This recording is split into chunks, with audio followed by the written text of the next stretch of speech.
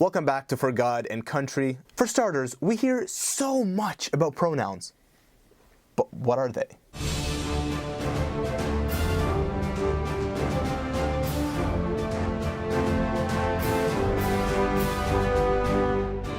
Linguistically and grammatically speaking, a pronoun is a word or group of words that can substitute a noun or noun phrase. Examples include he, him, she, her, they, them. Do those sound familiar? Basic stuff we learned in elementary school. And typically, pronouns were not deemed as something controversial until they were appropriated by the LGBT movement in order to push their agenda and to push the whole gender identity confusion and the gender non-binary.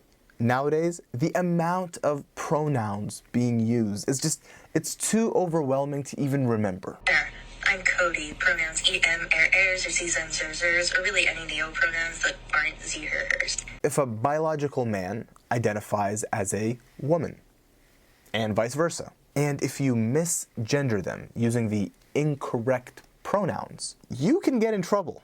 Furthermore, should you choose not to use someone's preferred pronouns, there could be consequences of a legal nature. According to the NIH, intentional refusal to use someone's correct pronouns is equivalent to harassment and a violation of one's civil rights. The Title VII of the Civil Rights Act is being applied in this case to equate resisting using someone's preferred pronouns to workplace discrimination based on race, color, sex, religion. Therefore, refusing to use pronouns that someone wants you to use regardless of their sex or gender, that could be a legal rights issue. Imagine that. And unfortunately, the gender non-binary is not just being pushed on adults. It's also being pushed throughout society, in schools, and even targeting children as young as 2 or 3 years old, as exposed by Project Veritas.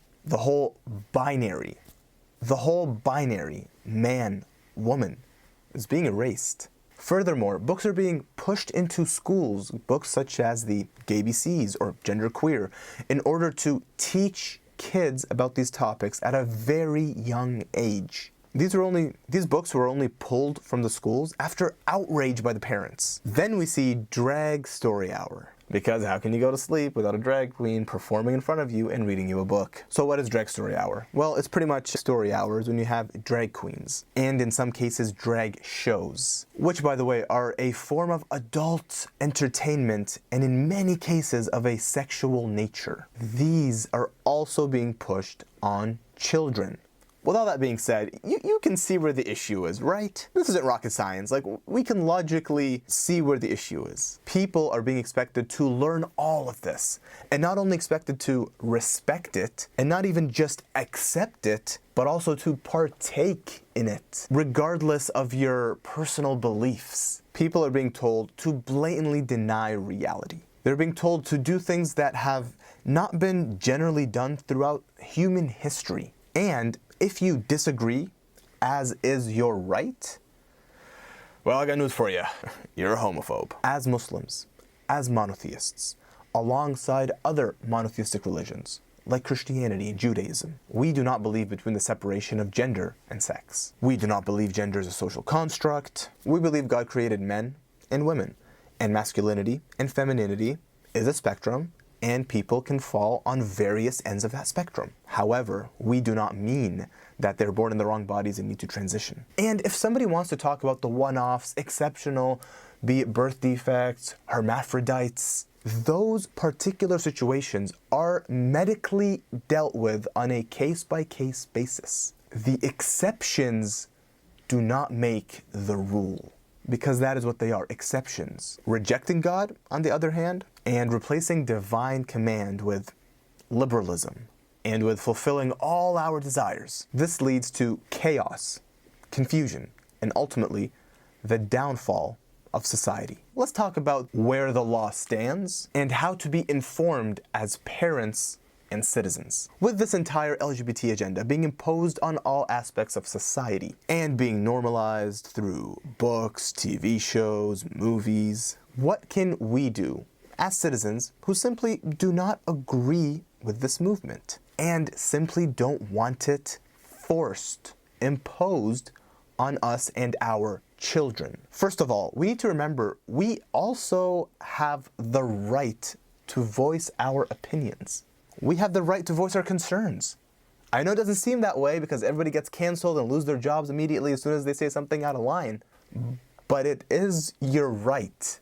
And we do see new laws and policies infringing on these rights. For example, with laws in the United States, such as Washington, whereby minors can receive gender-affirming care against their parents' will. Or even the Transgender Bill of Rights, which claims to give civil rights to trans people. But even according to the LGBT community, voices like Gays Against Groomers, even they're asking, which rights do trans people not already have? They also stated that this is actually targeting children and aimed at reducing parental authority. And they mentioned this is imposing on the Parents' Bill of Rights and the Women's Bill of Rights. So these trans rights are imposing on the parents' rights and women's rights. So what kind of rights impose on other people's rights? It doesn't make sense. And by the way, the people saying this are also members of the LGBT community. And then we can go to Canada.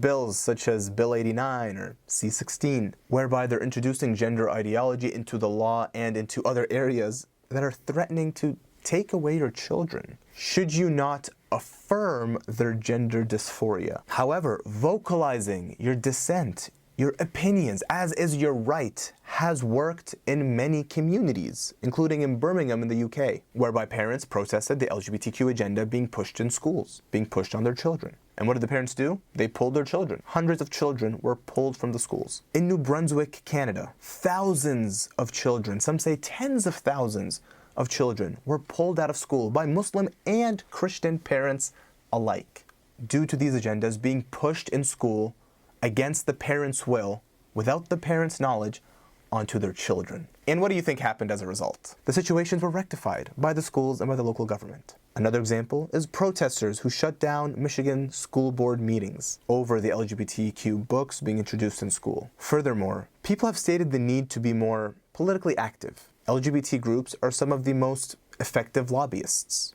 So some have stated the need to also counter this lobbying. In conclusion, there is an agenda at play here, and it appears to be pushed from the top down. The agenda is being heavily funded by corporations as a means to divert the public's attention from actual economic and political issues that they are facing. We saw this after the 2008 financial crisis. We saw this with Occupy Wall Street, and how corporations have been working tirelessly to divert our attentions away from actual issues. And by the way, this was also previously implied by the BlackRock CEO, Larry Fink, on how they will use the Diversity and Equity Index, or DEI, and the Environmental Social Governance, ESG, in order to force behaviors.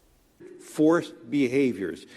And if you don't force behaviors, whether it's gender or race or just any way you want to say the composition of your team, you're going to be impacted. Yes, they said force behaviors in order to push these agendas and make changes. Furthermore, this entire agenda being pushed is aimed at undermining religion, undermining religious institutions, families, and communities. But why? Why would they even care about that? These things make a person disciplined. It makes people principled. That is seen as a threat because a principled, disciplined person is a lot more difficult to control and enslave. As we have seen, many communities have successfully expressed dissent to these agendas being pushed into schools and on their children. This includes parents protesting in Birmingham in the UK, or even Michigan in the United States, or New Brunswick in Canada. This shows that parental involvement is key. Parents need to see the school curriculum. They need to know what their children are reading and learning in the classrooms. Parents need to be hyper-vigilant. They need to keep their guards up. And they need to ensure that they are involved in their children's education. With all that being said, Thank you very much for watching. This has been For God and Country. I'm your host, Mohamad, aka That Muslim Guy. And this concludes our LGBT series.